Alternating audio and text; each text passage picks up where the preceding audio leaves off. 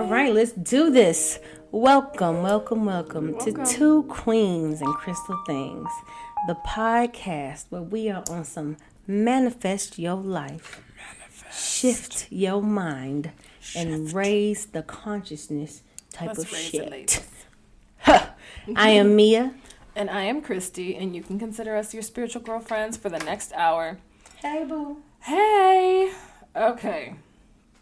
We already a bottle in. Right. I just want y'all to know we've been talking about this. We have been talking about this episode and not recording for what, an hour and a half now? Yes, seriously. So come on.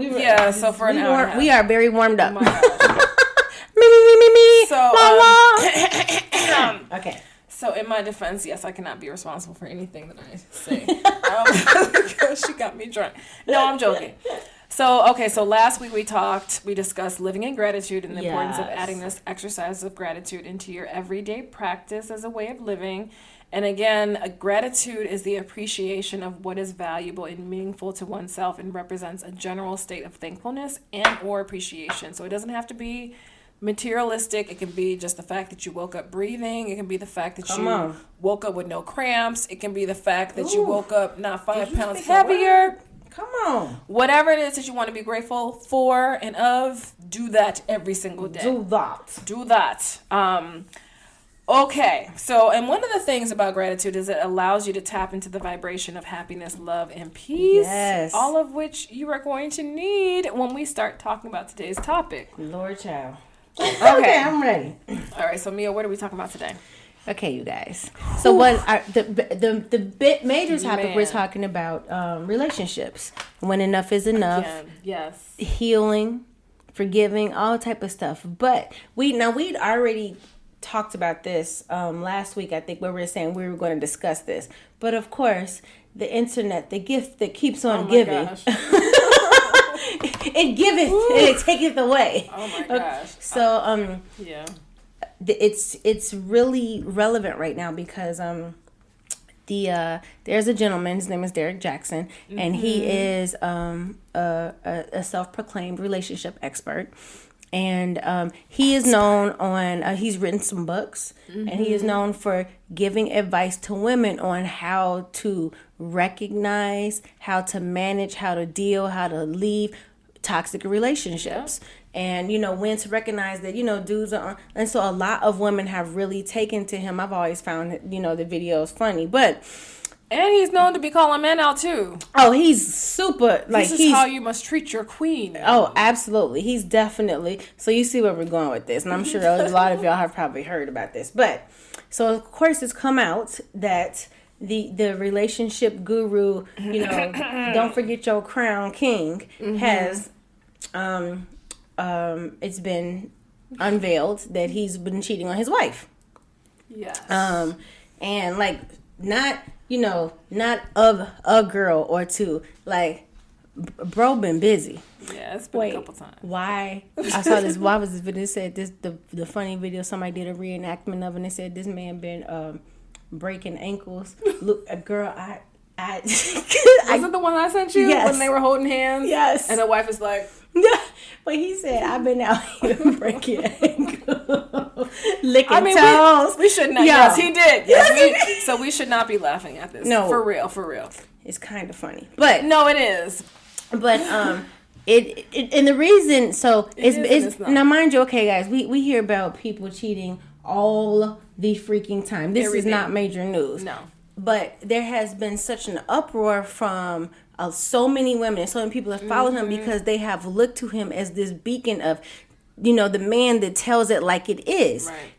He's pointing out toxic behavior, and he's actually helped a lot of women see what, probably they couldn't see before.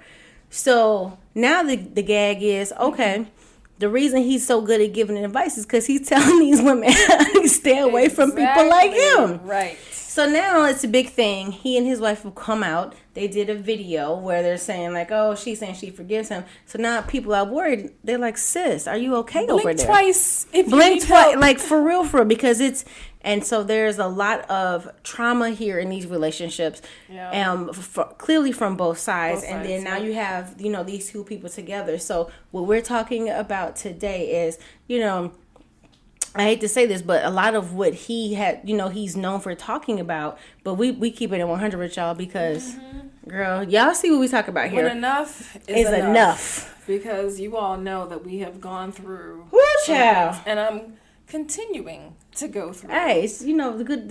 It's the good life. I mean, not with the new peekaboo boo. Someone called him the peekaboo boo. The peekaboo boo. Mm-hmm. That's actually.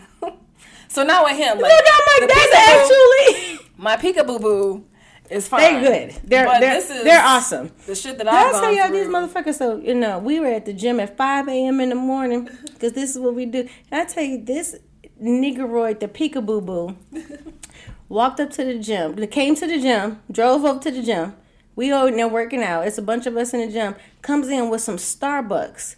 This girl is busy. She didn't even see this man come in, put the Starbucks down, and walked out. So his baby. I remember that. I was like, he thought I was mad at him. Look, I'm like, he thought I was. I like coffee.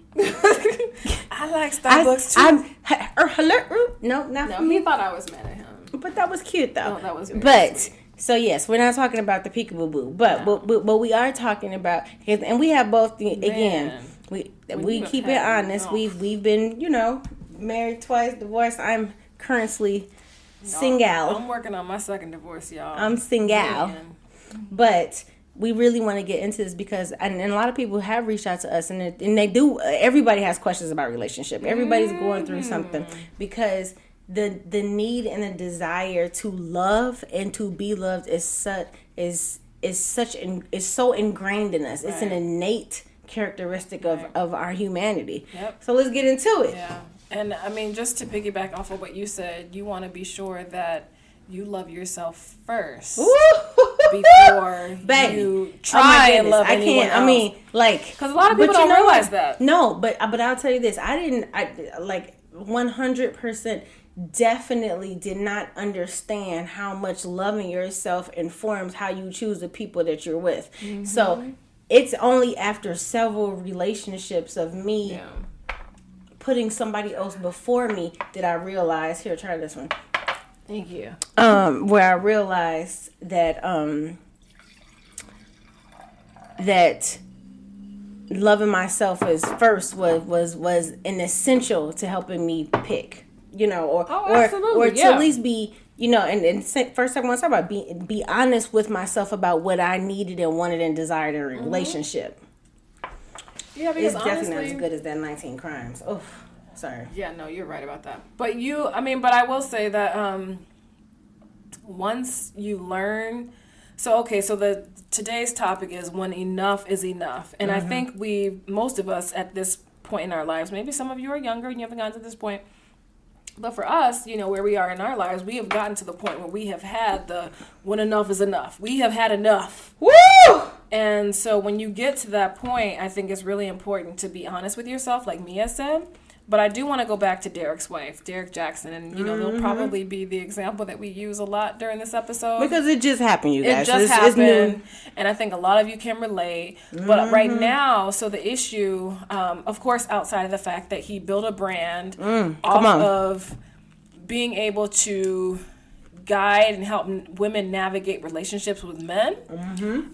While also holding men to the, black men don't cheat type anthem. Yes. Yet doing the same thing. Like he's building his brand off of a lie. So when this whole... girl, he literally would wear shirts that says black men don't cheat. Yes. And dude. Yes. Making money off of living a double life. And so when all of this unfolded and came out, his wife became a huge focus. Of course, because everybody's like, oh my God, who is this poor woman? Because he's never posted his wife. Like, he posted her maybe a couple times, like 1 or 2 times. Christy, I'm not. Which tells you right there, like, if you are not on your booze post, come on. You definitely have to be honest. You my whole husband. How the fuck I'm not? Oh, it's a privacy thing. I want to respect our relationship. Girl, don't believe the hype. Look, I need to see pictures of me on your page. Okay? Monday, Wednesday, Friday, Sunday. But I do think, so the topics that we have to discuss is... But seriously, though, being honest with yourself. So, and so here's you're in a relationship, okay? So here's a question. Is this relationship helping you? Is it supporting you? Is it helping your growth? Is it pouring into you? Is it life-giving? Is it life-affirming? Right. Or is this hindering you, especially in your spiritual growth? Is it holding you back? Is it creating fear in you? Is it creating comparison? Because we want to talk about that. Competition. That competition. I mean, so crazy. So you have to be honest with yourself. So I would say this.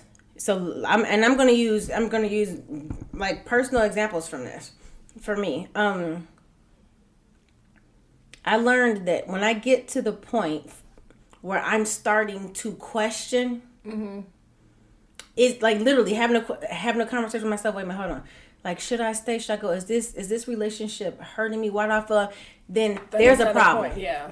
There's a, because you know what I mean. I wouldn't even be asking these type of questions if I felt good, if the relationship felt good. So I know that even if you guys are even asking the question, you need to pause and say, hold on, I'm asking the question. Right. How did I get here? And if I'm asking a question, something's not right. There's something. Where there's smoke, there's fire. Right. And it doesn't have to be spiritual growth. It can be career growth. It can be, financial growth. It can be other things. Like, is the relationship that you are currently in? Right. Emotional maturity. What? Is it helping or hindering you?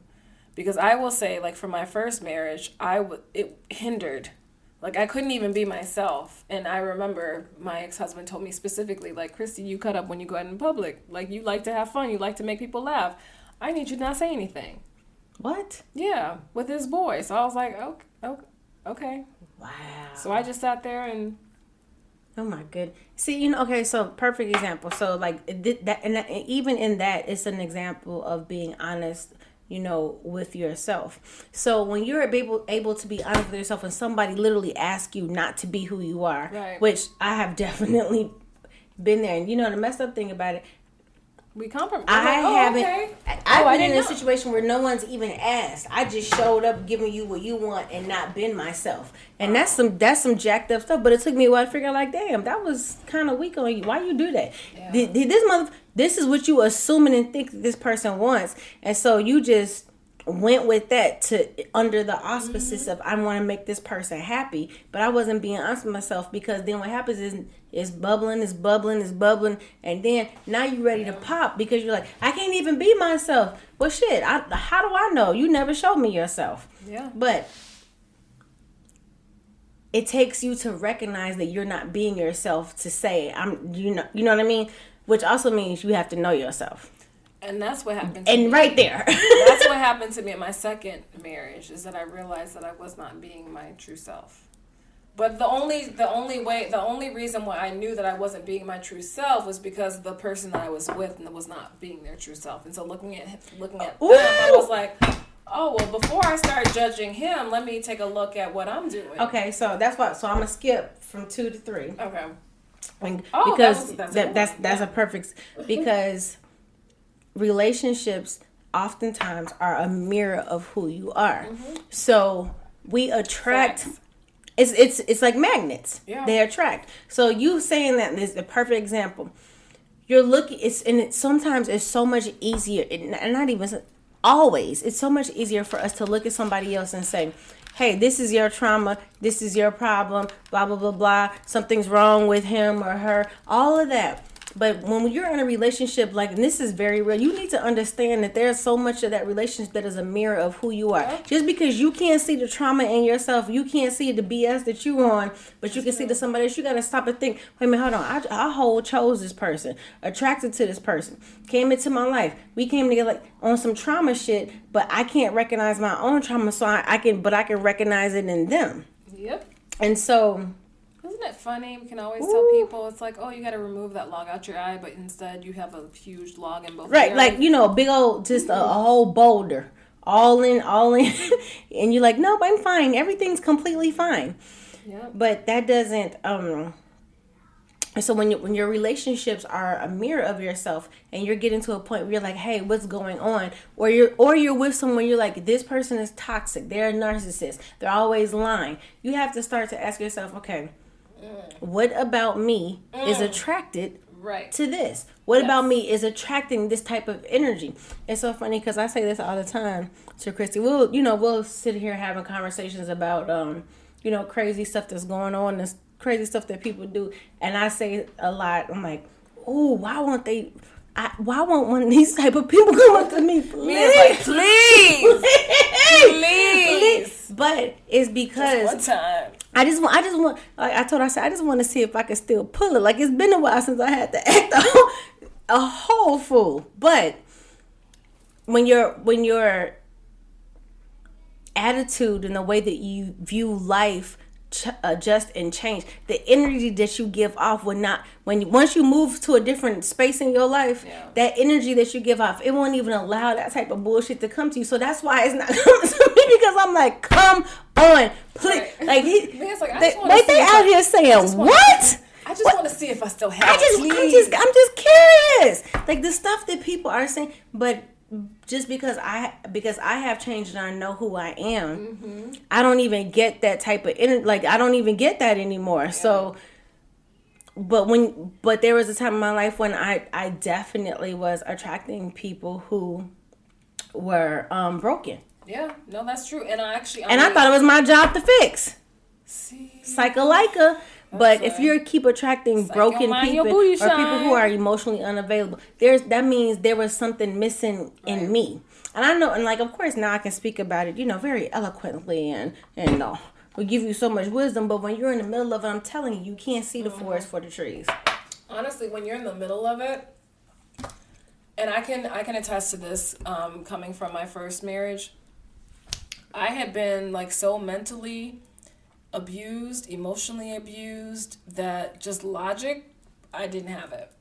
Like, Christy. That was all out the window. Like, I remember from the time when he separated my shoulder, and he was actually supposed to be like out of town with his kids because he lived out of town from Chicago, and again, I want to keep his privacy, but he, it was a weekend that the kids were up with him.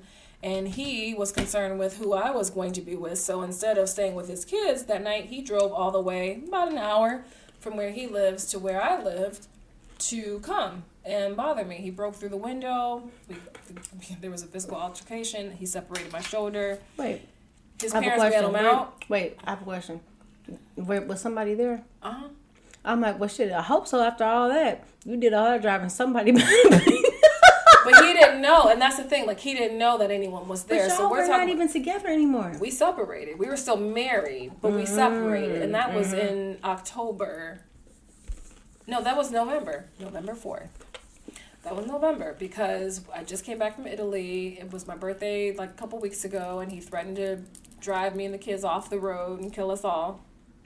And I didn't get mad like he wanted me to do. So I don't remember why I brought him up, but I do want to say, like, going back to the relationship. Sound effects. Sorry, guys. My cat was literally like all in. I'm trying to get him off. We okay? I think I'm good. We still good?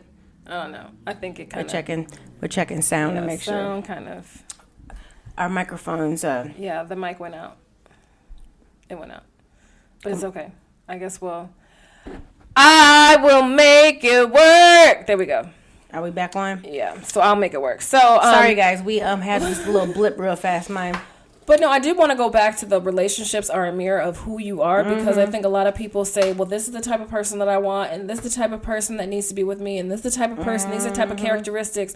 You need to make sure that you are matching what you are putting out there that you want in a person. Like, slow clap. Right. Slow clap for you. Come on, girl. You're talking about this is what you want. Well, are you the person that's going to attract that person to you? So before you start putting that stuff out in the universe, make sure that you are being what you are trying to call into your life.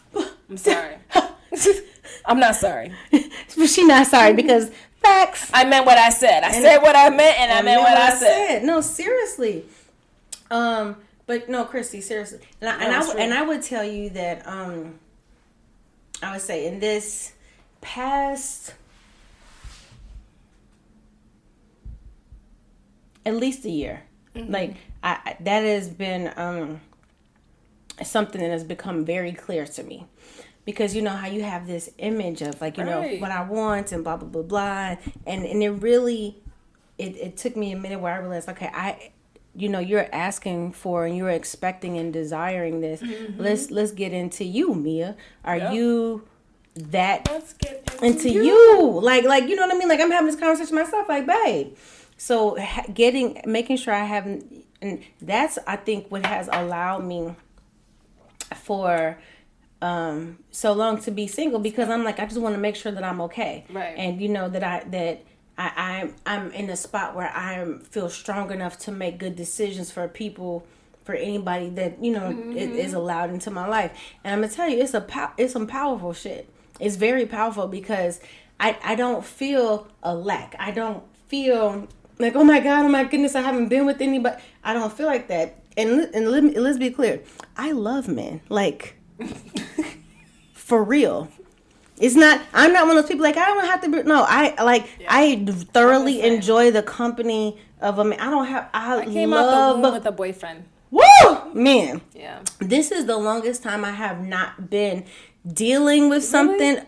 Oh my, baby, since like 9 years old. I stayed having me a boyfriend. So if my current relationship with my peekaboo boo, if my peekaboo boo doesn't work, I'm like becoming a nun. No, you're not, girl. You don't want to be no nun with your old crazy, but you know you a freak. What is there a freaky sect of nuns? Maybe I should start one. Look, freak. We were talking about cults before this. Maybe I should start one. Hey, anything can happen, but no, for real. Like if this, but taking the time, so it makes it.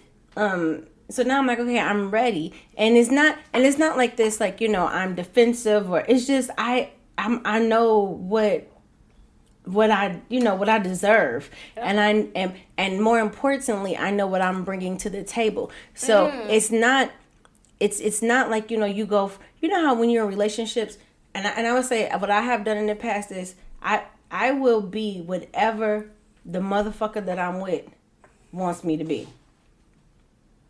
I'm dead. And so what happens is you go from relationship to relationship. Changing. And so you're never centered back on yourself. Yeah. So then when these relationships end or you feel out of sorts, it's like now you're confused because like I don't know who I am because I was this for them. And then when you start thinking back like, but I don't even like that. Or this, but I was doing that for them. And then like there's this rebuilding process, but you literally have to get to the point where you're like, hold on. And I mean, and I'm gonna tell you something, that was very difficult for me to accept and believe in myself because I'm like, I'm that bitch. No, yeah, you was that bitch. You was the bitch. Yes, you were that bitch that was changing who you were to make another person happy without ever stopping to think about myself. So during this time, it's just been all about what I want to do. And it feels that's awesome now. Amazing. So now I'm like, I'm ready. Sis is ready now. And I'm open and I'm so ready to be vulnerable. But I know I'm not going to be something for somebody else. Like this is who I am. And the lesson learned also is this is who I am and it's good. Yeah. And I'm worthy and that's good. And you gonna come meet me. That's why the little crazy stuff that these people I'm like, where do they do that at? I don't even because it's not. He is like, look, I'm bringing the table. I'm bringing the tablecloth. I'm bringing I got you. What you need? The silverware, the crystal, her new little sugar and cream scent with a little tray. But you know, so it's just I don't. But just think how beautiful it is not having to change who you are. Oh, I've gotten to a point. I'm like, you know what I mean? That's some beautiful shit. I mean, I will fart for about a good 2 minutes. And I'll be like, you decide. You determine what you want to do. Please. I'm at a point now where there is no... You decide. I be what I be and I am who I am. Right. Like, you determine. Hey... You either want this or you don't, and if you don't, it's fine. But I'm about to stop holding this gas because this is stupid.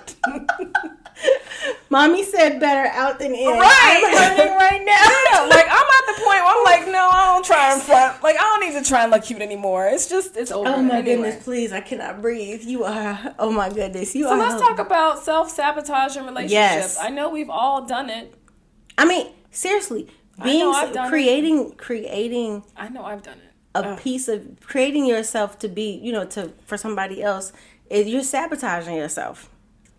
Like, how many times have you, think about this, Chrissy, how many times have you,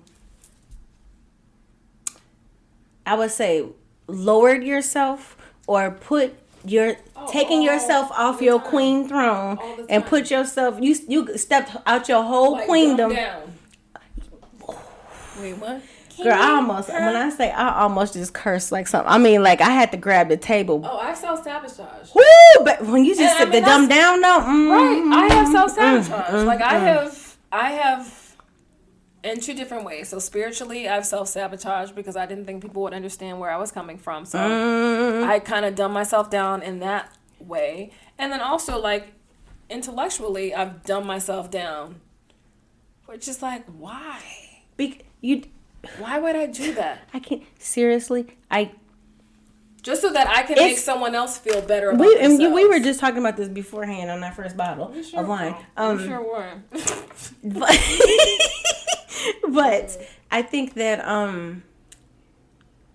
the dumbing down or bringing myself is because, again, I think, but that's also an assumption because y'all know I am very much so about holding ourselves accountable for our own bullshit. So oftentimes the stuff that we do, especially when we're self-sabotaging, that's not even a request or an ask from somebody to us. This is stuff we take on all by ourselves sometimes. And so I know that I have dialed back, dumbed down,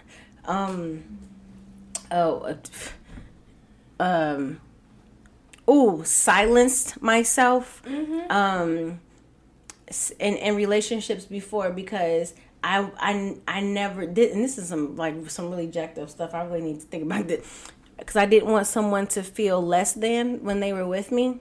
But so why would I pick someone who I think is going to feel less than? Right. You know what I mean? I think there's probably, if I'm keeping it 100 in relationships, there's probably one time where I have felt like from the beginning I could be who I was. Like, you know what I mean? Like you know what I mean? Like, yeah. That's only happened to me one time, but timing and but I would say, and being able to just be you and be authentically you and that vulnerability, and even though it didn't necessarily work out for us, I so appreciate that because I learned so much about what I was capable of and who I was, and you know what I mean, just like, damn, it feels so good to be yourself in a relationship. So when you self-sabotaging yourself, you're not being who you are. So think about what that does to you energetically, spiritually. Oh, absolutely. Like, I was watching mentally. Like I was watching something. I think it was a video or something, but someone was saying that when you are not living in your like authentic self and you are trying to be something else, you are actually like fucking up. Excuse my language, but you're like fucking up the destiny that was created for you because you're not living in your authentic self. So it's throwing like everything else off. I mean, so we've talked about this before, just like, how powerful it is to really step into your power and accept who you are, the what we call good and bad, the ups and downs. There is something beautiful in that because you can find something beautiful in every step and every piece of the journey, and that allows, for forgiveness and growth. But when you are self-sabotaging, so in this instance, we're not talking about like, okay, we do understand when people get in relationships, especially in abusive relationships, you guys, we have both been there, and we do understand that there can be points in time where you're just like, I feel stuck. I don't know how to get myself out of this, and it can be in full acknowledgement.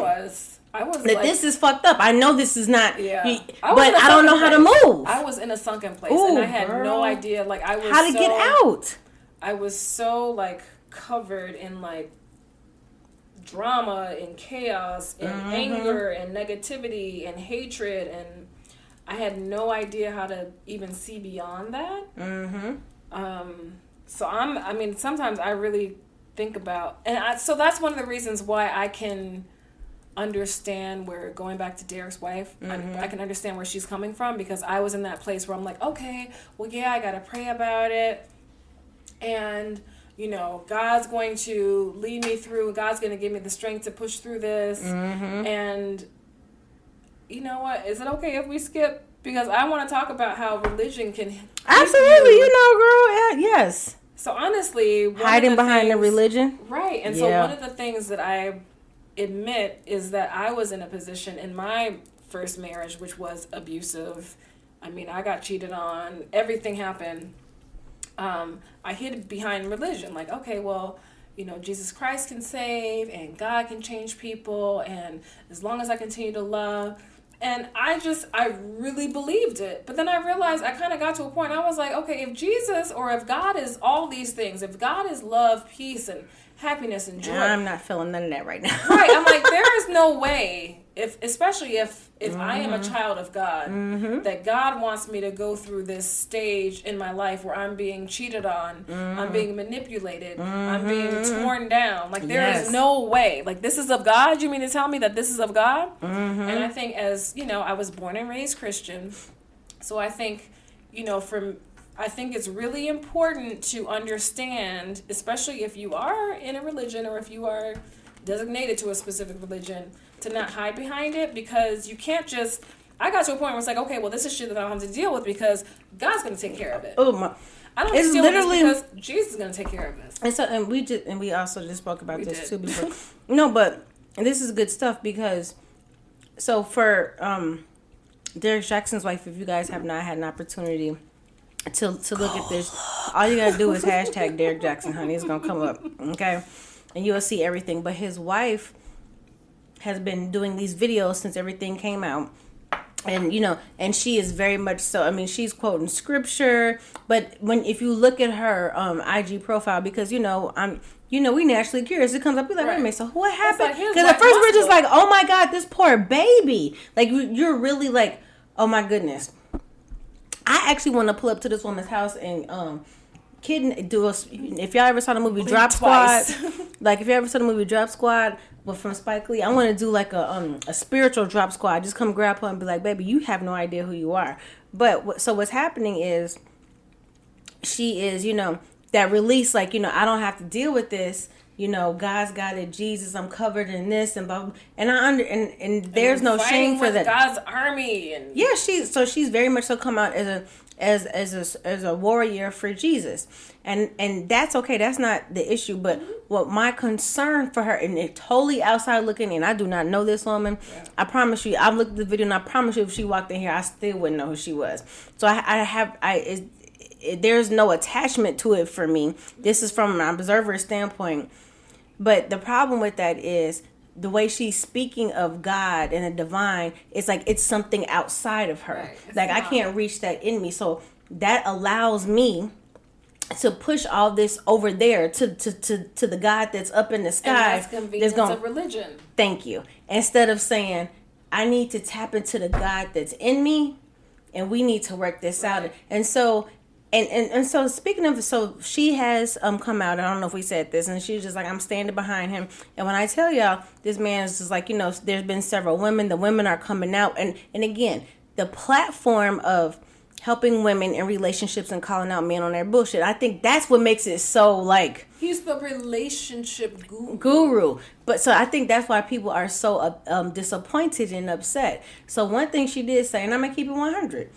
So, she's like, this is my husband. And guys, I mean, honestly, and I do realize this is coming out of the mouth of a woman who's been divorced twice, but I do very much so believe in the sanctity of marriage. I do too. And so the vows do say that she took, for better or for worse. This is clearly worse. So I'm not necessarily saying, sis, you need to leave this man. I'm not out here telling women to leave their husbands. Because I will say. However, I will say that someone very Christian, I'm gonna leave her name out of it, but someone very Christian approached me and was like, I can't believe that you're divorcing your husband. That's my first husband. She was like, I thought you were a stronger Christian than that. And I said, well, if you look in the Bible, it says that you know, if you have any rights to divorce, it's because of one, adultery, and I think it's some other stuff, but adultery.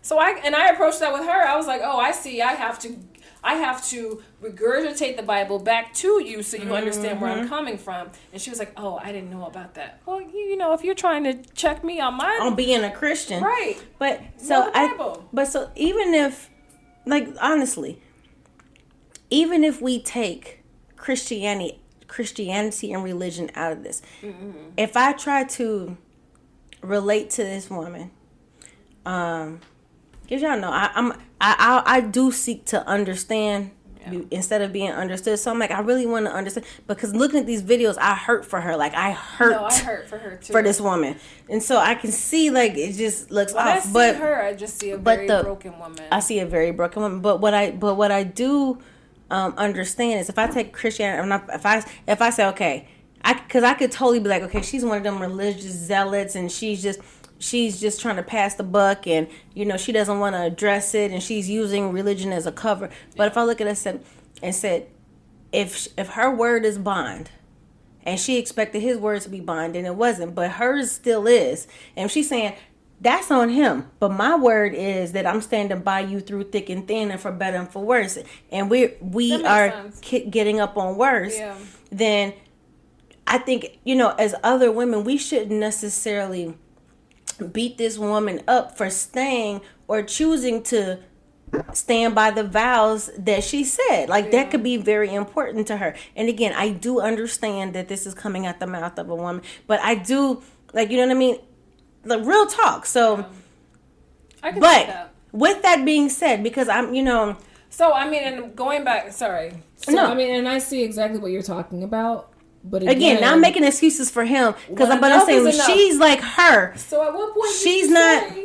I can't do anymore. Like, enough is enough. Okay, so I think in these type of situations, and so wait, let me get a little bit more graphic about what she learned, just because we're using this as an example. So she's seen videos of women she knows, she doesn't know, sexual videos, people sending body parts, him in the physical acts with someone else. And so I can understand how that would be literally traumatizing to watch. And she said on a post, she's just like, I became obsessed with watching these and comparing myself. So this is where I get in. I'm like, okay, sis, now we need to have a talk. Because that's not about comparing herself, like, you know, like she literally was talking about their bodily fluids, you know, this person is wetter and he didn't react like, and all this stuff. She's watching them over again. Is a woman wax? I'm like, so, you know, comparison is a fear-based output. So when she's saying, and I'm just going off of what this woman is saying. So when you're saying stuff like that, it's like, okay, now this is a different type of conversation. Your sense of identity is being challenged off of what this motherfucker did. Mm-hmm. I'm not saying leave him, but I'm saying, baby, straighten your back up, put your big girl panties on. You need to look at yourself, because when you get to the point where you're allowing someone else to define who you are, and again, I'm speaking from so much experience on this. Ooh, probably why I'm divorced. When I say speaking from experience on this, you literally don't know who you are. So when I watch these videos of this woman, she's defending her. And again, I'm not upset with her defending her man and saying, I'm staying in my marriage and y'all can fuck off. Baby, that's your ministry. I'm not mad at that at all, because honestly, at the end of the day, if they can get past this, that's a beautiful thing. For real, for real. They will definitely be stronger. But however. Or richer. Because, you know, we going to get into that too.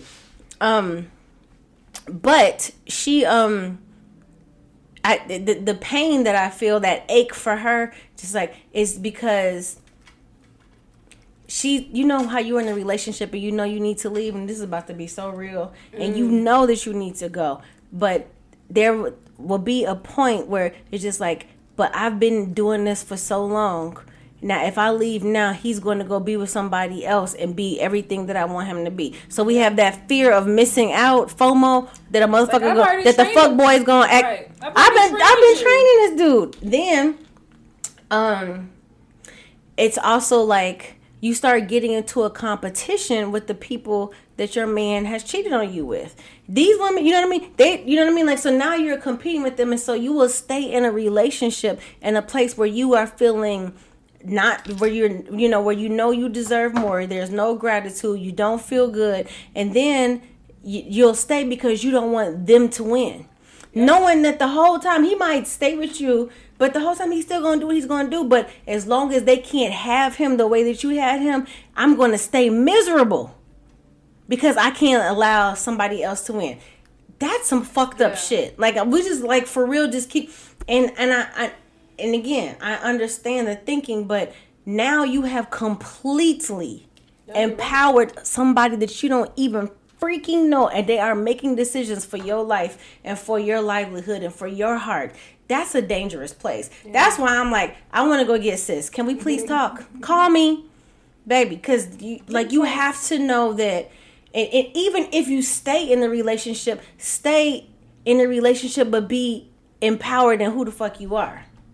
I think that's different. Yeah, you know? That is different. No, I know what it is. That's different than saying, like, oh, okay. God's gonna take care of this. All healing and God takes care of those that take care of themselves. You got the tools to do it, and again, I'm not out here advocating that she leave him. I know a lot of people think that she should leave him. That's their business. Yeah, we don't know what the heck they going through, whatever. Yeah. But since you guys put out these videos and you went on to talk about it, now you're giving it for me to make an assessment of. I'm looking at this when I'm listening to her. She's talking about what she saw and how she felt and blah blah blah. And then all of a sudden this go like, well, I'm covered in the blood of Jesus. Everything's gonna be okay. It's like, okay, but baby, when you gonna deal with you though?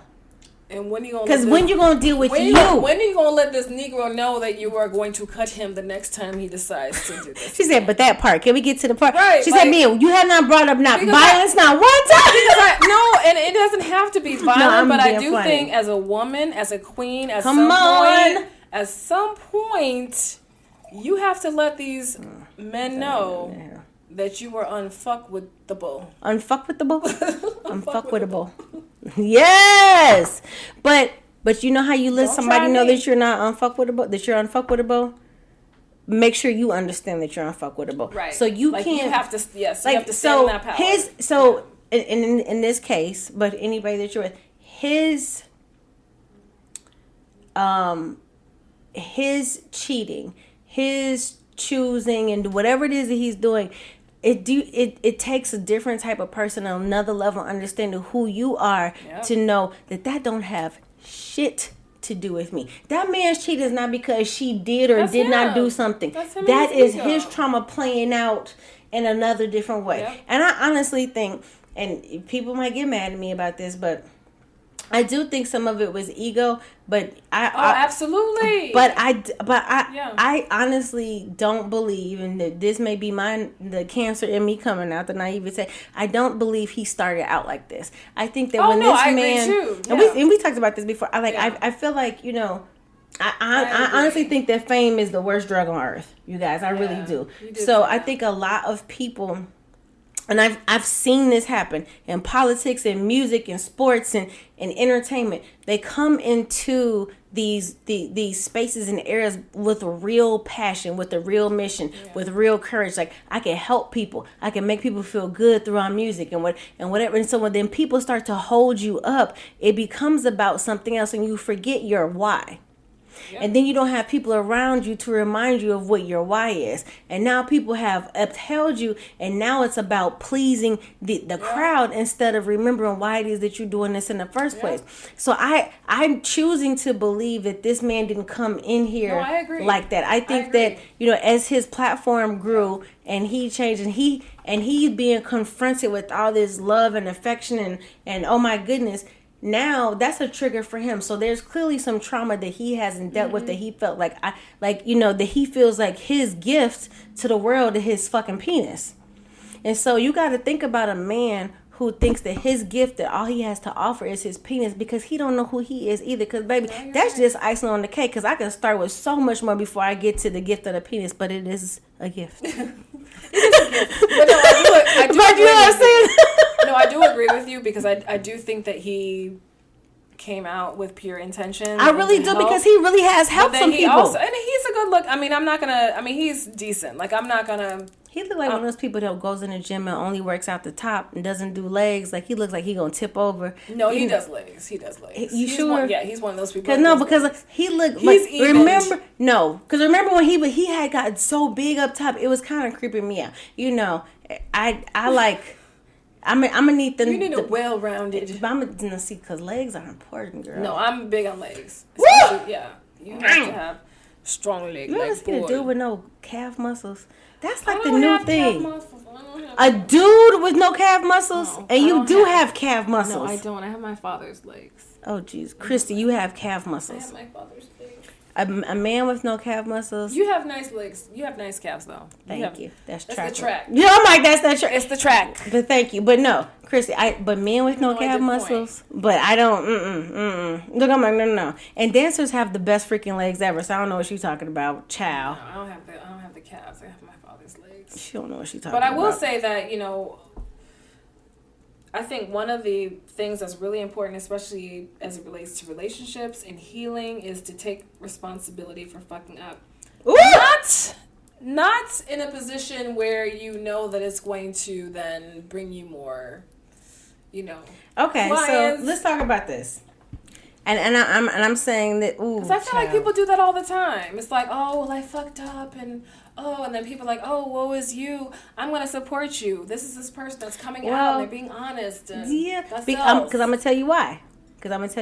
And people don't want to admit this. We have all been in this situation, and I've shared this before. Mm-hmm. I have been cheated on, and I have cheated. I have been the cheater and the cheatee. Is that how? Mm-hmm. If I look at I have been on both sides of this, and when shit comes out in the open and it blows up, I don't care what side of this equation you are on. It does not feel fucking good because you know what I mean. There's something about that. So, taking responsibility for your part in this. So, keeping it 100, the girl.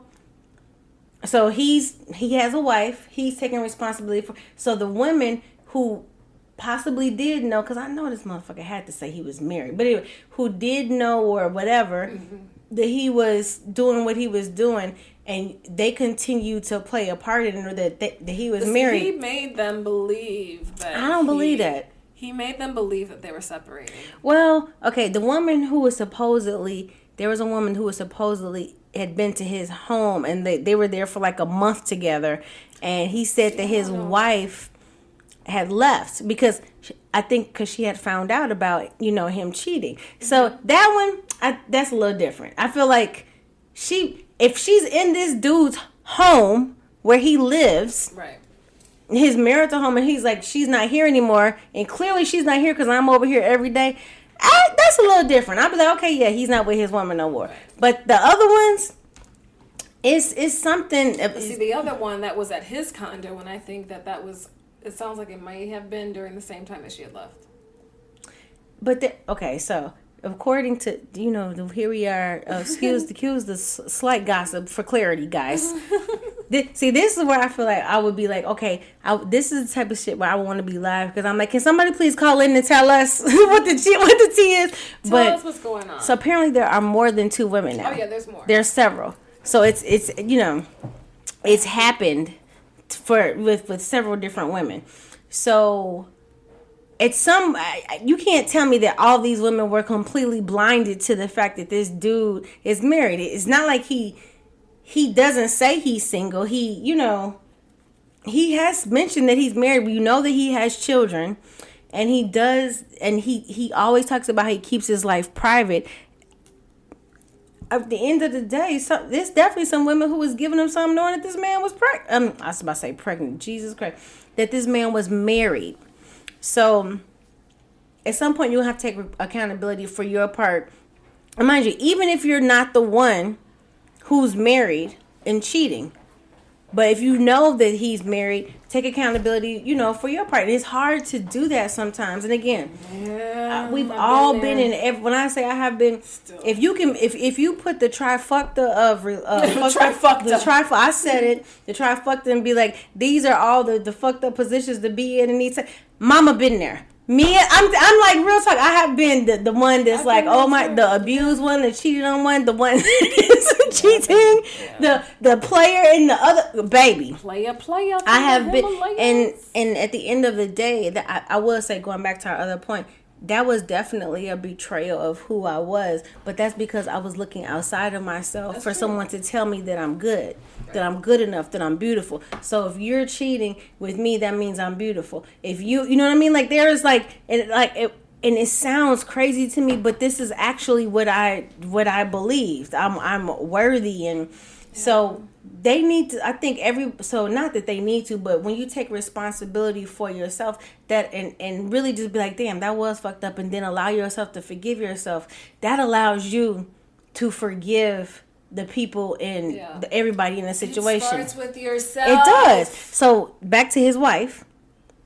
She has to acknowledge, I think, in order for her, just my opinion, in order for her to fully forgive this man, she has to acknowledge the parts of herself that she has to forgive. How she betrayed herself, how she played herself, and allow herself to be a participant. Did he tell one of his little side chicks that she wasn't good? Like, dude, I would, girl, come on, see, but think, okay, and let me just say this, y'all. And I can only speak for the hetero relationships on this part, because I don't know how this works on other. But I would tell you, if a man is standing in front of you with his pants down and his penis is hard, baby, he gonna tell you whatever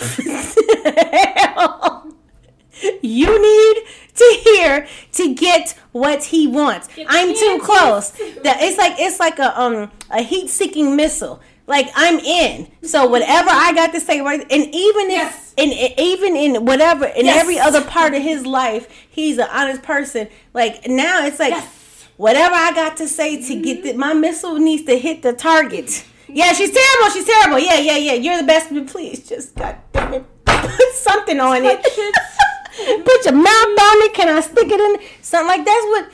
So be careful about what's said when when things are hot and heated, because again, absolutely. And then I think it's also really important to take time to heal, and to because I don't think she can fully forgive him until she heals herself. Until she understands, like, wait, I was really betraying myself, allowing this to be and hiding behind this that. Yeah. So then when she sees it, because when she sees, I don't want to call them flaws, but when you see things in yourself, you're like, oh, and then you can forgive yourself. It makes you have so much compassion and understanding. And I think that's how she'll truly be. And if they decide to move forward from there, now it's from a clean place. Mm-hmm. It's like, no, I'm still mad at you. Don't get me wrong. Like, I still might cut you in your sleep. An empowered place too. Facts. Because right now I don't think she's empowered. But I will say that, like, with my first marriage, and I'll say my second marriage. First marriage, taking time to heal and not beating myself up. I allowed myself space. Second marriage is a little bit different, but first marriage, I allowed myself space to just forgive myself, and I think that was huge. How long? Because, and I'm asking these questions because people ask these questions. Right. How long would you say, and again, it's different for everybody. I'm just asking for reference, you guys. And I'm going to answer the question too. How long do you think it took before you realized that you needed, that there was, not until you fully forgave yourself, but how long before it took you to realize that I needed to deal with me? Oh, shit. Right? I feel like that's the hardest part. So it wasn't until I got remarried, and I remember I was going to therapy to see an IVF psychologist, and I thought that I was just going to talk about getting pregnant and how things would work, Right, you're like, I'm good. But then I realized that stuff from my ex-husband started coming out, and that's when I realized, I was like, okay, I have not dealt with this. Like, I've just brushed it under the rug, and I've hid from it. Mm-hmm. But once I got to the point where I was able to heal myself and I stopped beating myself up and I actually forgave myself, that's when I started to, like, stand more in my power and understand that I was the one that had the... Mm-hmm. I was the one that, like, I'm in the driver's seat. Like, I'm the one that controls this. He doesn't control it anymore. Well, I mean, think about it. I think people can say it so it sounds defensive or aggressive, but at the end of the day, like if you really think about what I can control, like if we break this down to what do I know and what don't I know? If we just take that, now what I'm supposing, now what I'm imagining, now what I'm thinking. But if I look, and honestly, this helped me. This question right here, this exercise, like real talk, helped me to walk away from a situation where I know that I was completely in love, but I knew that that if I stayed in this, this was gonna be damaging to me, and it hurt like hell because, like, I'm like in love, like in love, but I'm like I can't. I know what's gonna happen to me if I stay, and so you choose you. But so this is what helped me. The question was, I got to I had to stop imagining and putting things together for the narrative that I wanted to hear. So I had to sit down. I had to be like, okay, Mia, no, we're gonna have a real talk with ourselves. Yeah. And you know me, it's easier for me when I write things down. What do I know of this person?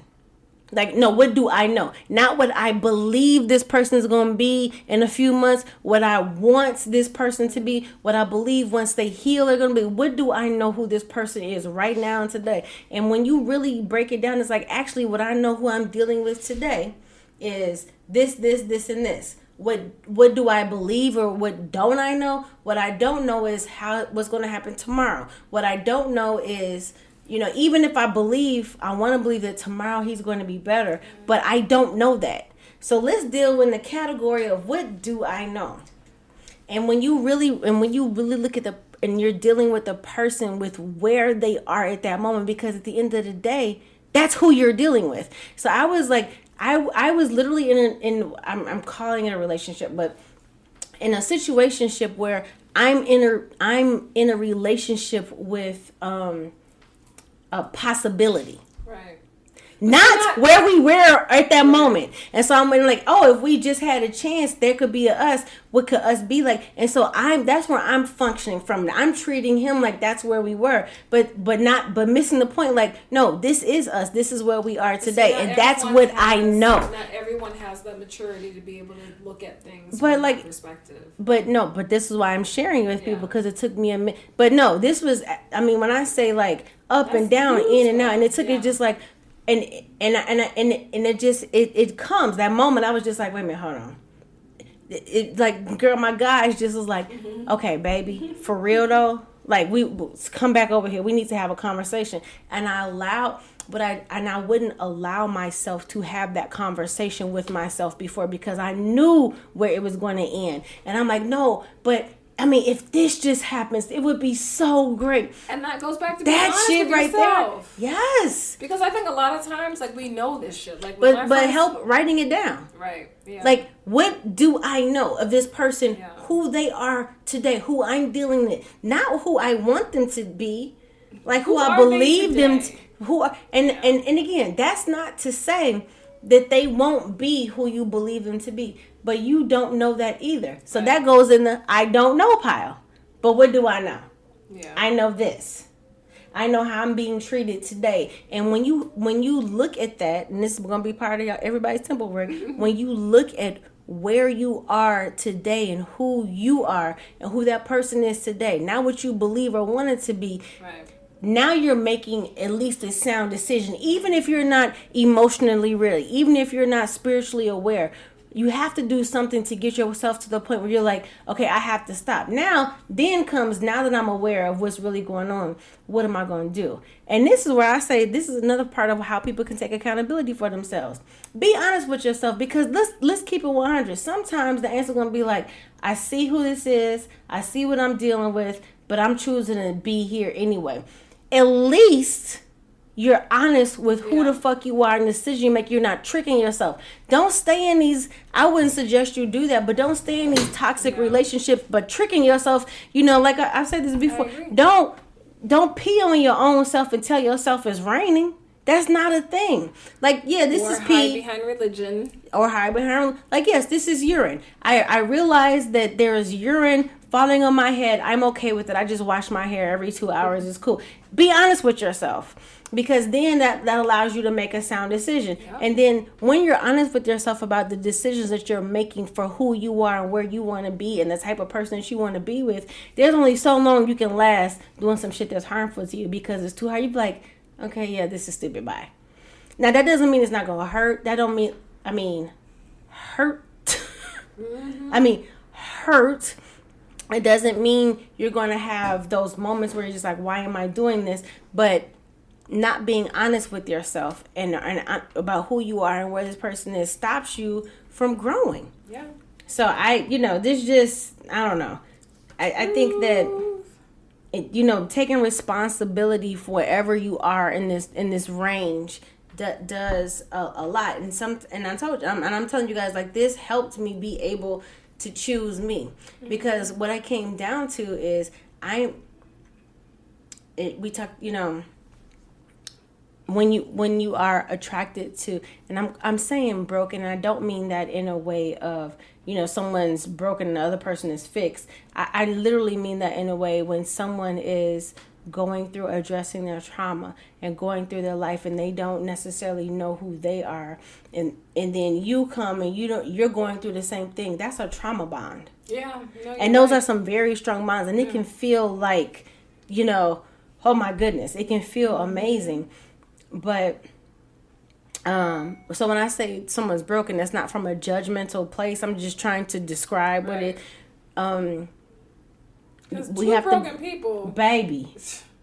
You should be coming into a relationship whole. It feels but this is where people get confused, because it does feel so good, because it's like, oh my God, you're broken too. I'm broken. Let's fix each other.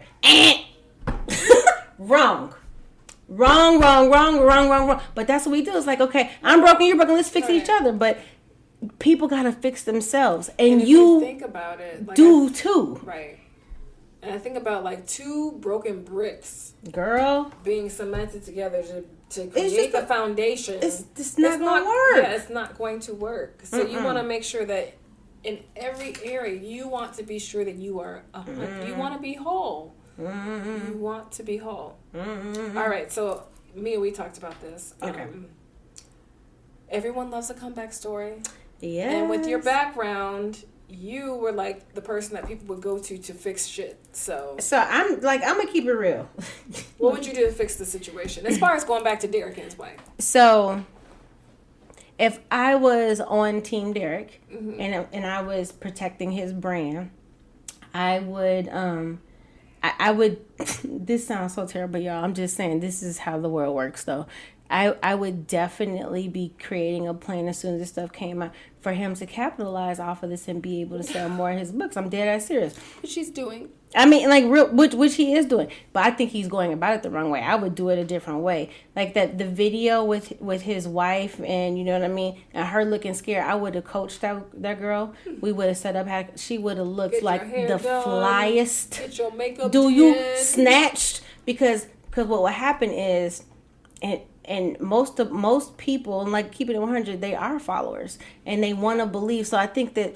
So, and here's the thing with this man specifically, why it would have been not necessarily easy, but I don't do this type of work anymore, people. But I'm just letting you know that this is how shit works. But I'm just saying. So because when someone looks to someone, they kind of put them up on a pedestal, like as a savior. No, and so when they kind of fall from grace, it hurts you because you feel it hurts you like Absolutely. You lost a piece of yourself. Yes. Because I believed into so there's nothing more than when someone believes like that their savior, their hero, their person fell from grace. You want to see them back to grace. Right.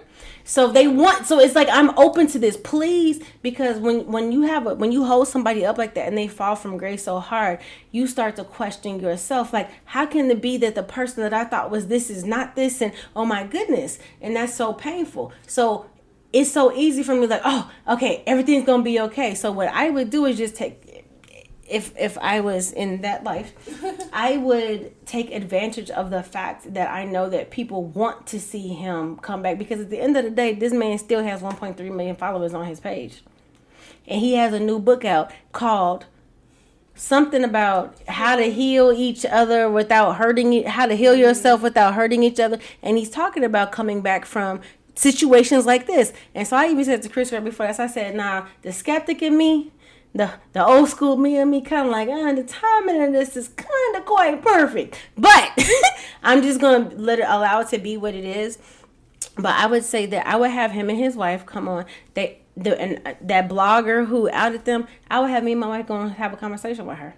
And I would, admit everything. And I would, I would have this man open up and go into his trauma. I would definitely have to train our wife. But she would be bad. This woman would be out here looking cold because a woman would, because you want a woman to have, there's not a woman who hasn't felt like she's either been betrayed. It may not be to the same extent that, right. But lied to, betrayed, something, so they understand that. So when they see a woman who's up there is like beautiful, so now they're automatically like, how can he do this to her? So having sympathy for this woman, his wife, and him pouring into her, they would see all of this because the man puts everything. He's been so private about his private life, like it would just posted her. He hasn't posted her, so that would change. And so what happened is, women who are in relationships, y'all, this is jacked up, but it's true. Women who are in relationships where their man has acted a fool and they're still with them, when you see someone who reminds you of your pain, he is like a manifestation of like this, the pain that I'm experiencing, they put it on him. Like, I can't believe he did this. And being able to see that turn around and come back, girl, they would soak it up because it's like, oh my God, if he can do it, then it can happen for me. And that will probably it can happen for my man. It can happen for my man. He can turn around. So then they will stay in these relationships, and then that allows him, the more people that stay broken in these, that's a larger audience for him to keep telling them how to, because now he's speaking from experience. But this is what actually happens. No, it's like, true. this is like this is the war room. So right crazy. now, if he had a team, we would be in there like, okay, this is about to happen. I mean, he like, the timing is damn near perfect. Okay, it's because think about it. How many times we have forgiven as a society?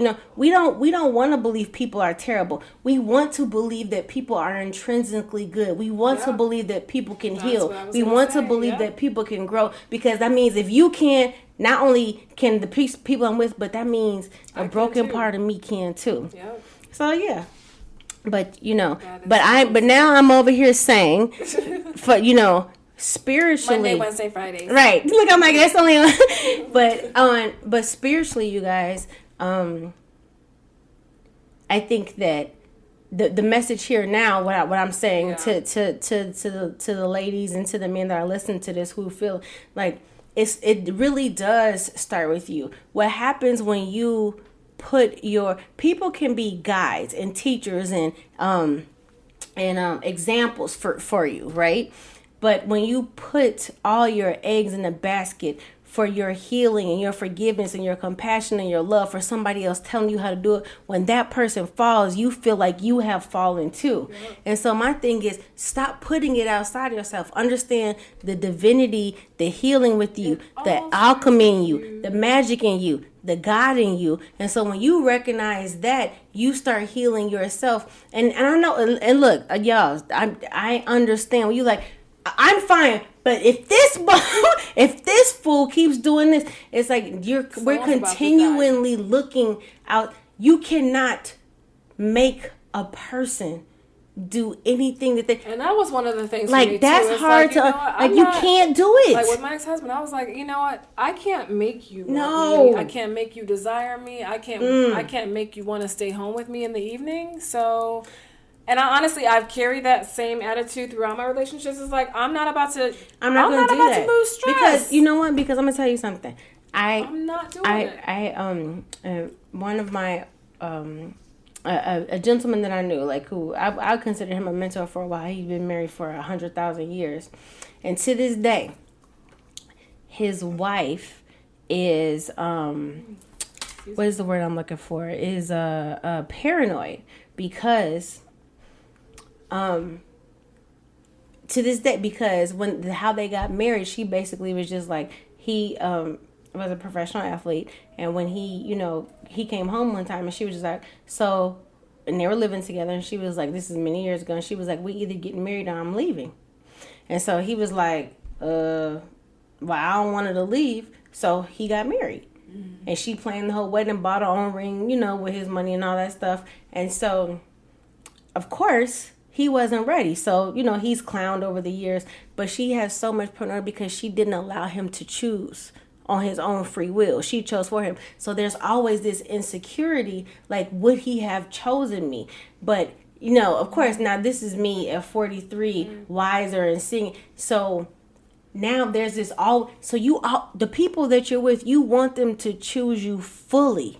You want them to be full and whole and choose together, and then you choose. But when you have to strong somebody, ultimate them and trick them, I don't want that type of love. That's not that, because now I gotta wonder, is it really for me? I don't like. I need you to stand your damn ass up and make a stance. Like, I want you. We gonna make this work. And I'm like, oh, I want you too. But if I feel like I gotta like give you an ultimatum, like if you don't do this, then it's gonna come back later. Like, damn. But what if?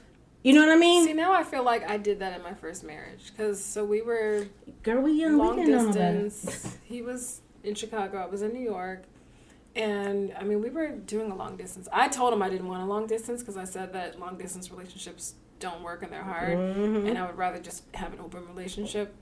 But then he got to a point where he was just like, no, we need to be together. And I was like, okay, well, you are 25 years old, living at home with your parents, still playing video games. If you want this, then you're going to relocate to New York. Someone's going to have to move, and it's not going to be me. And that's basically what I said. I was like, someone's going to have to move, and it's not going to be me. But so now I kind of wonder, like, if he felt like he was put in a position where he had to make a decision. So here's the thing. And I know that it sounds like I'm talking out of both sides of my mouth, but also understand that in every moment, like, I don't believe there is a such thing as sacrifice. Yeah. Like, for real, especially when it comes to him. Now I know. Now I don't. Right. Now I know. Cheers. Now I don't. Because there's always an energy exchange. Yeah. So at the end of the day, even at that time, and again, you guys were young, he still made a decision. He still made a choice. But my point is, on this side of the equation, of the recipient of love, I want your love. I want you to be able to stand in it, know it, choose it, authentic, like, be real about it, and I don't ever want to feel like I wonder if I hadn't. I mean, again, this is me now, having been in a couple of situations, my share. I've had my share. I've done the primary research, guys. Primary, okay. I mean, this is all for you guys now, but you've been there. So taking the time to heal and not beating yourself up about stuff like that. It's just like, we only can do. Did you just sneeze? My cat just sneezed, y'all. You can only do what you know. When you know better, do better. Right. So now, your eyes are a little bit more open. That's a little, it's a little different. But think about it, that's how we were raised. If you don't like a situation, you manipulate it to your will. And so even little stuff like that, it's a manipulation. And we've all done it before. Like, well, if you're not going to, like, you need to either do this or do that. And then so they're like, okay, now somebody, and no, it's been done to me where it's like, okay, well, fine, I don't want to hurt you, so I'm going to do this, but I really don't want to. Okay, but going back to his wife, and I know that we've been kind of using that as an example to talk about this episode, but, you talked about the when you know better, you do better. Yes. So if you know that someone you are seeing or dating or your husband is not doing right, this. He's been cheating on you. So your responsibility should be then doing better. Right. Well, but see, in her, you gotta think about it. In her mind, she is doing better, Christy, because she's not the one out here cheating. She's standing by her word. She's standing by her bond. She's standing by the vows that she said. So in her mind, she is doing better, but she's not working with her and healing herself. Right. So when she went into the depths of how she was looking at these videos and comparing herself and all this, so I'm like, okay, there's some pain there that she hasn't dealt with. And then Right. I don't know if you saw where she's talking about she had been raped before, Yeah, I not saw by that. not by this man, y'all. Don't start no shit. But so she had dealt with some trauma. So there, So that's it right there. Thank you. That's my point. Then, So okay, there's a so difference then, there. Yeah. So then let's then go into signs that you are in a toxic relationship. Yes, ma'am. Because I think, and I will say, like, I didn't realize I was in a toxic relationship until after he separated my shoulder. And I was in the ER. And I saw the glass broken in the living room window.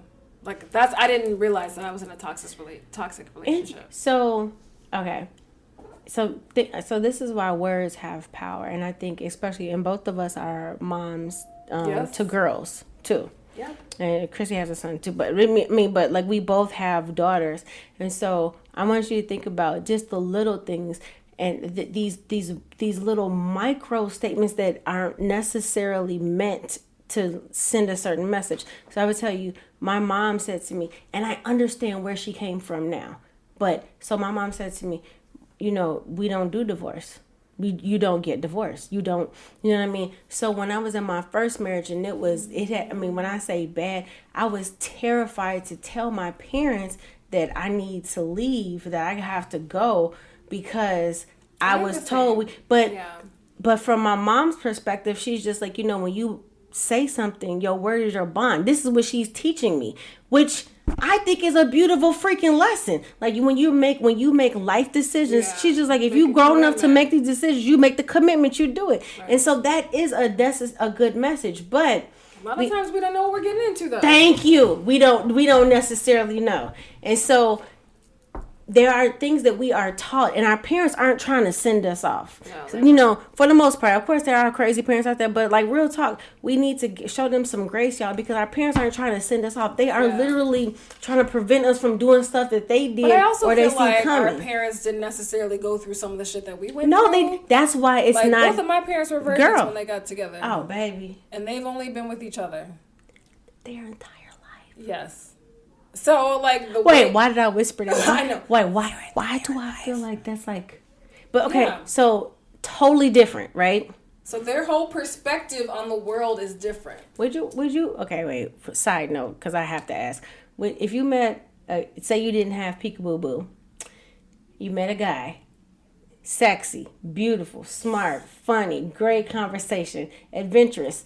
I'm describing the perfect man for me right now, by the way. Hint. But good time. Just somebody you can somebody you can sit in the room with and not say a motherfucking thing and have a great time. That type of energy. But he was a virgin. What? Would you fuck with him? Yes. A virgin. Yes. Why wouldn't I? I'm over here like so this is funny. My initial answer was what you just said, but then the other part of me is like, a virgin. But see, that's the thing. Like, you are starting from a blank canvas in that aspect. Like, I feel like every other aspect of the relationship seems to already be there. Okay, but let's keep it real because we grown. Sex, physical attraction is it has to be very important. It's and very like important. it's not. I'm not saying it's like it's very important. It's as important as you know who the hell you are. Come to me home. It's very important. Especially, it's very important so for me. My pause on what I do. What I be with the virgin, who is you can train them. Yeah, see that part. I mean, of course, you don't want to come off like that. Are over, but baby. You don't want to come off like that. Like, I'm gonna show No, if you come to me at our age and you a virgin, you need to know this is a training session. There's no fucking way. Stop playing with me. Like, now, that... I mean, when I tell you every piece of the relationship would have to be like, living my life like it's golden, like, for real. So I will say that if you are 45, and I know that this is maybe not spiritually, but if you are 45 and you're still a virgin, then I would... I got questions. I have questions. I do have like that, like real talk. Yeah. I know that because we've talked about this. Sex is an energy exchange, and like I feel like that. No, there are some questions. Is there some trauma? Right. Are you questioning your sexuality? Like I need to understand what's going on. Like whatever it is, like let's just talk about it. But I will say this though, and excuse my vulgarity, but don't excuse it. It's if all of those things in a virgin, I would like. I'm gonna need him to put it on the table. I need to see it. And if it don't make that noise right there when it hit the table, we're not. Thank you. Bye. Then I'm like, okay, I could train that. But I mean, I'm half joking, but I'm kind of not though. Yeah. No, I mean honestly, like real talk. That's a rough one. I'm just okay. That was our side. My bad. The sidebar, but for real. No, sex is important. I mean, if you guys have listened to our sexuality episode, yeah. I mean, sex is important, especially for me. And I was actually just talking to my peekaboo bae. I was like, I'm about to call him Pokemon Bae. I don't know what I was supposed to call him. But I was talking to him about it too. Like, would you? Because I've seen some people that are like, oh, well, if you guys are having sex all the time, then you need to have some time where you're abstinent. Wait, what? Yeah, like it's a thing now. Like, oh, well, we're putting too much energy over here, so let's be abstinent so we can put our energy and redirect it into another direction. See, but my problem with that, because that's back into the either or. We can either be adventurous and non-sexual, and why I can't have it up? Like, why y'all keep trying to limit a girl? I told y'all we are limitless. We can have a very, I don't know your personal proclivities, but I'm just saying we can have a very active life in the bedroom, all type of fun activities. Ooh, okay, it's about time for me to start dating. And have fun getting to know each other and going to whatever other things that we have in common. I don't feel like you have to choose. Right. I think most actually should think about it. To me, you go out and you have a good time. Part of the fun is I get some when I get back in or in this bathroom real quick. You're so nasty. I know. But I will say that when you've been in a relationship where you have had enough, like don't let pride get in the way of keeping you from seeking help or therapy, or if there's something that you need, like whatever it is that you decide. If you want to go to a shaman, I mean, whatever, we talked about that before. Whatever it is that you guys decide that you want to do, don't allow your pride to keep you from getting the help or the therapy that you need to be able to heal. Because you want to get to a point where you are understanding your worth and you are able to love yourself fully and you're able to forgive yourself fully. And so actually, we talked about, I don't, and again, I don't like the word saying people who are broken, but people who are dealing with their trauma. Yeah. Somebody sent me something about like how trauma can be your partner's love language. Because, yes. So no, Christy, think about this. So whatever it is that you brought from your childhood, or how this is where you are molded to learn what it is that makes you lovable from your childhood, right? So if you have some things in if your childhood is like, you are lovable because when you perform. So if you have a child who you're not necessarily affectionate, but when I go out and and do well in my sport, then you love me. When I come home and I bring good grades, then you love me. You are effectively teaching this child without thinking, without necessarily, and that might not even be your intent, but you are teaching them that I am lovable only when I do really well. So then they go out into the world and they go on performing. And then by the time they meet with you, and it's like, I want this person to love me, so let me perform. So then what happens is, now I'm performed, now I've set up an expectation of what I expect from you because I'm doing my part. But I still don't even know who the hell you are because you've been performing. So what happens is, sometimes, and I think about it. So then now when you fail, when you are going through a failure in your life, now you believe you're unlovable because I have been taught and I have raised myself and put this in me that I'm only lovable when I perform or when I do good deeds. So if I fail, now I'm not lovable. So then this person will start acting out because they feel unlovable when you're not even feeling like that. You're like, oh my God, I love you. You're the best thing ever. I don't understand what the problem is. But because they are like, no, I'm not lovable anymore. So then they start to do things to make themselves feel better. And it's like, that's you.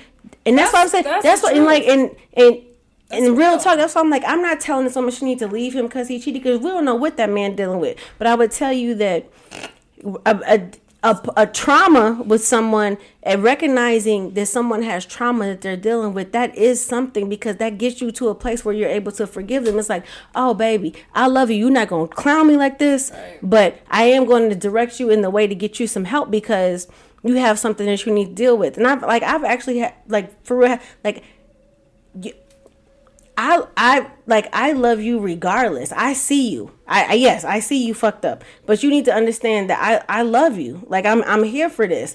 But if someone does not believe that they are lovable when they are in the middle of they fucked upness, they can't, like, what you're speaking Japanese. I have no idea what you're talking about. I'm not, like, you're trying, they can't get there. Example. That's a good example because, and again, I'm using Derek and his wife. Mm-hmm. But his wife is like showing all of that. Yes. And I'm sure that brokenness or the fracture came from the rape. Mm-hmm. So now she feels like she's unlovable. And then he goes and cheats. He cheats, and so she's now, a warrior of Christ, and she's fighting. Because now I have to make myself lovable. Right. So you know what I mean? So that's why I'm like, I'm so much more compassionate, and again, y'all, this is not giving passes for people for they bullshit. People do, but because you still make a decision. But I do understand that people bring stuff with them that they don't even know that they're bringing with them. Yeah. And so, and I need to think about this. Do you know how difficult it is to love somebody who doesn't know who the hell they are?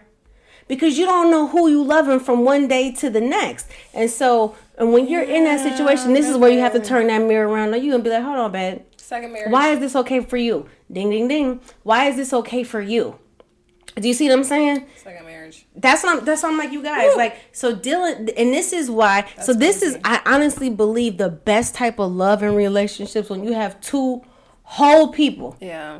And they come, this is who I am, this is what I dealt with, blah, blah, blah, blah. Like, honestly. But you have to love yourself But you first. have to. And that's one of the things that I always emphasize. You have to love yourself first. There's definitely, like, you know how you think about, like, people, like, I'm so curious what a relationship would have been with, certain people if we had both. Almost at 1:30.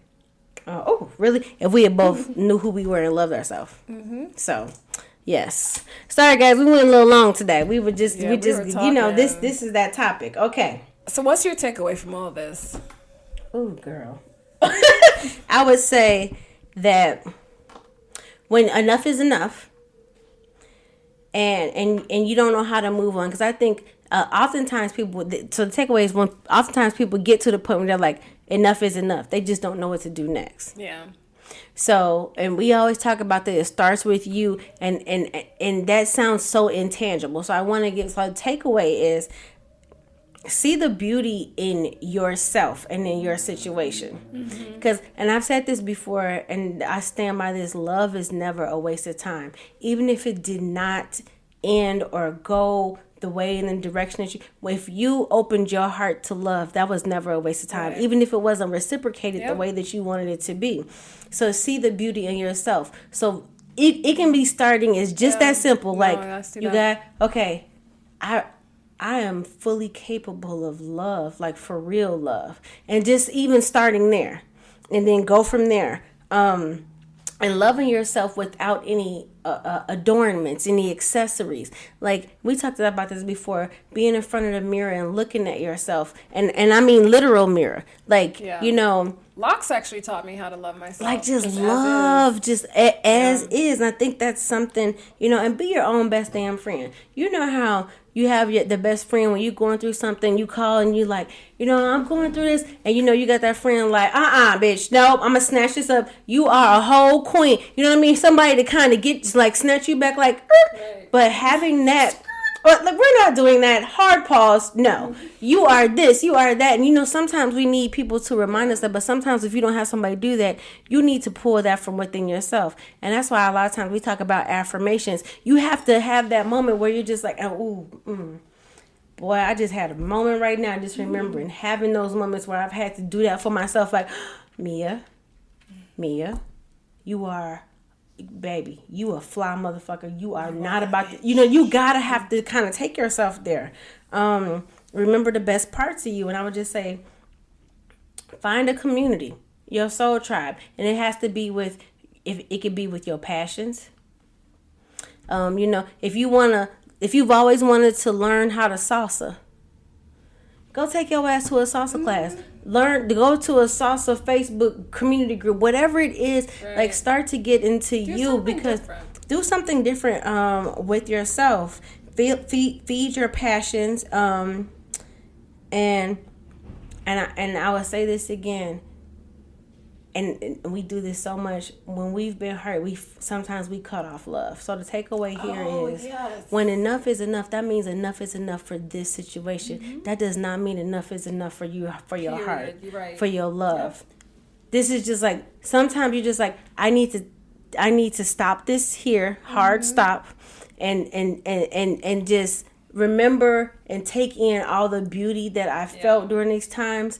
And I need to heal from this, because why did I allow myself to be in this situation? But that does not mean enough is enough on love. That's true. So that's my takeaway. That is true. I mean, my takeaway is it's pretty simple. It's not to the depths that Mia provided. My goodness. Honestly, like, once you know your worth, girl. Once you know your worth, my takeaway is you will not accept bullshit. Like, once you understand that you are the queen that you are, once you understand that you are deserving of everything, if someone serves you a china plate, with gold plate on there with shit on top, you're not gonna take it. You're not. You know exactly. Like, once you know your worth, you know what you are able to accept and what you are not willing to accept. So, all right. So, what is the temple work for this week? So, and this is specifically for, and unfortunately, this is probably a lot more people than we like to believe, but this is for people specifically who are going through that question period in their relationship. And so, and I spoke to this earlier.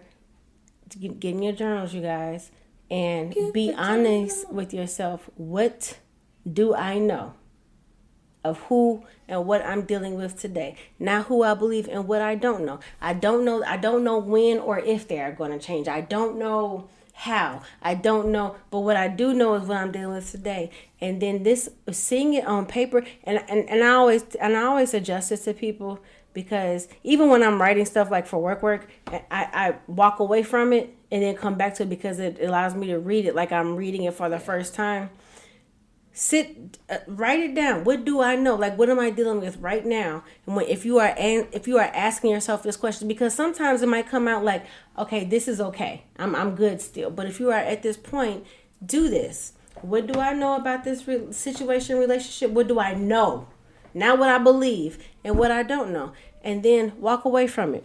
Give yourself, if you can give yourself 48 hours, you would be amazed at how much you forgot in 48 hours. And go back to that.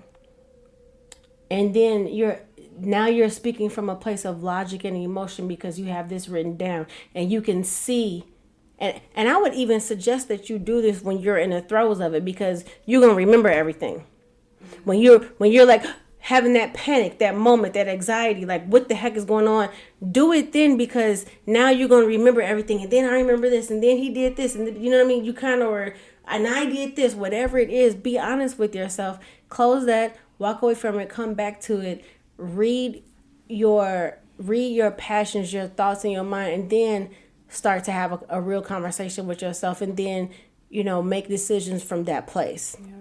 So that's the homework for today. What's our crystal, girl? Ooh, that's good. All right, so this week's featured crystal is Crystal Praise. It's Crystal Praise.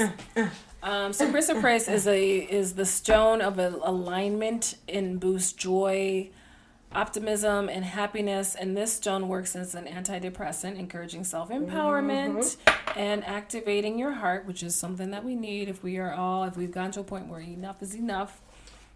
Crystal Praise is also helpful with allowing yourself to let go of grudges, so you just might find it easier to forgive your ex and also forgive yourself, which is most important. That starts with yourself. In order to forgive others, you need to forgive yourself. Come So you want to think of this stone as your sunniest, happiest friend who always reminds you of the glass is half full and cheers you up by Like we just talked you, about the friend that reminds you how dope you are. Mm-hmm. Christ or phrase. right?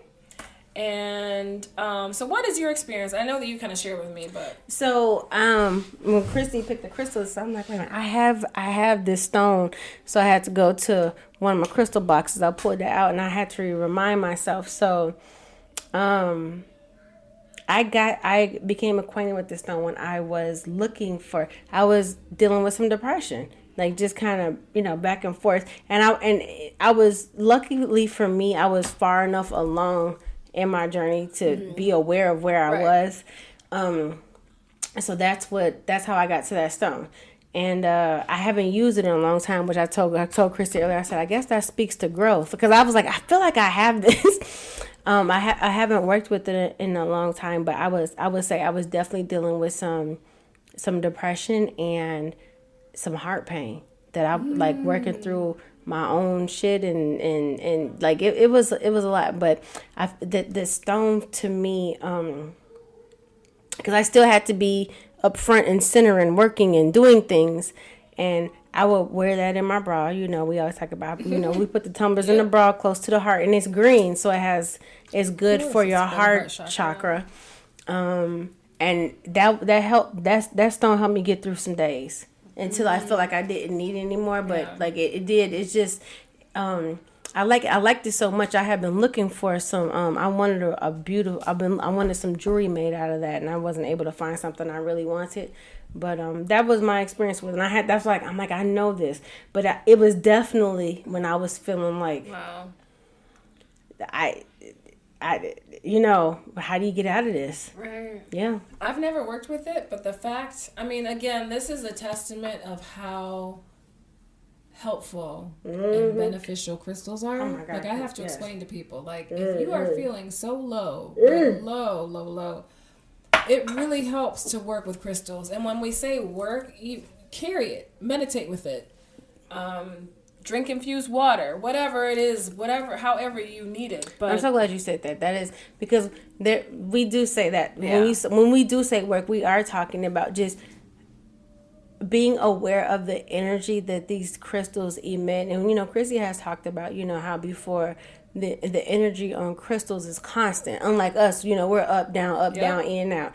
The energy on a crystal is consistent. And so it helps, especially when you're up down as we are. And so that one in particular, I do remember. Whew, yes ma'am. And that's the thing. Like we've gone through some shit. We have gone through some shit, and and the funny thing is that we're not even done going through. Oh my goodness, what? but whoa, man, we're not even done going through it. But I would tell you, I got a lot of joy in my heart. Good. I do. You look light. You look lighter. Oh, thank you. But even if it's still stuff happening, but it just doesn't stick as well. And I think what's so beneficial is just the awareness of where you are in a moment. And I've said this to Chris before. I'm just like, look, I don't know what's going on, but I know I'm off. So I'm gonna be over here in my cave because that's how I deal. When I'm feeling off, I need to go to my corner, go in my cave, close my door, and kind of just be with me and I no longer force, and I'm just like, I know it's coming. And some people, when they are going through it, it's like, I need to be around people. Like, for me, I need to be in honestly, if I didn't have isolate.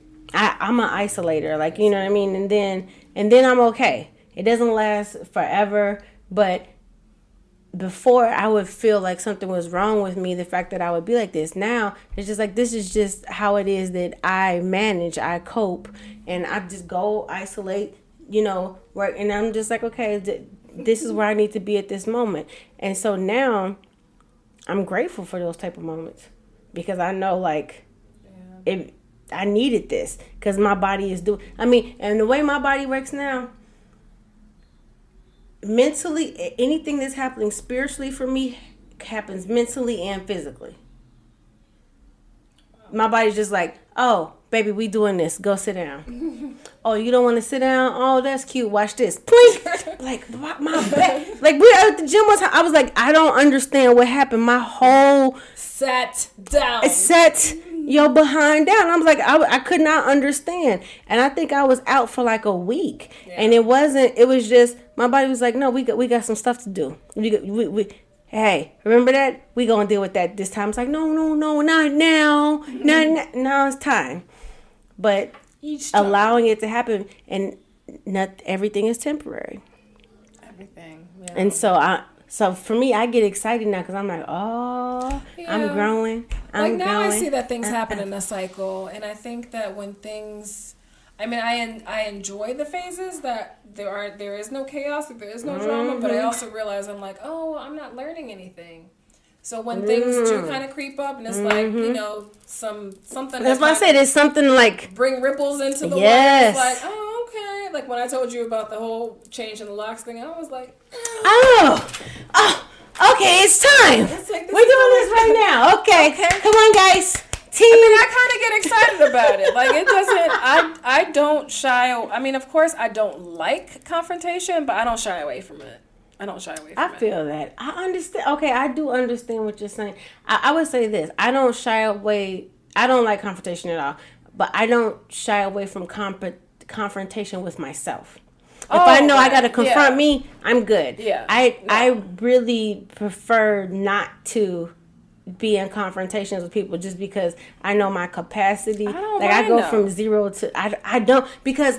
I don't have it's hard for me to find that middle area. It's like I don't really give a shit to I give a whole lot of shit and I'm about to blow this shit up shit. It's like, you know, so it's kind of like I have to, and that's my growth. I'm growing. Yeah. But so finding that like I care enough to be in this confrontation with you, but how do I like controlling and managing? So like I have to like, okay, Mia, this is... Or, you know, I don't want things to go left. See, I'm like, I want to hear everything. I know, man. Give me what you got. If you need to cuss at me, you need to tell me about myself. Tell me, whatever. Like, write get me it a out. letter. Get it out. Tell me. Get it out. I mean, you know what? I would say, okay, but you know what, Chrissy? And this is growth right here, and we got to go, y'all. But this is a growth right here, though. I think, in relationships where I feel like, and I don't mean like romantic, really. I mean any relationship, you guys, where I feel like the person has my best interest at heart and they love me, and I know that I don't care what comes out of this, that we still together, we still good.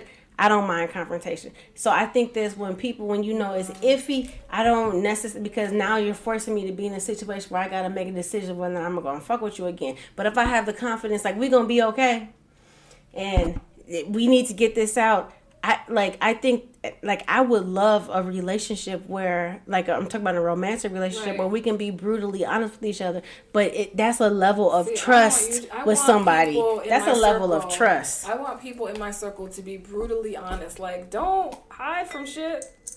If it needs to come out, it needs to come out. I mean, don't worry about my feelings. I will worry about my own feelings.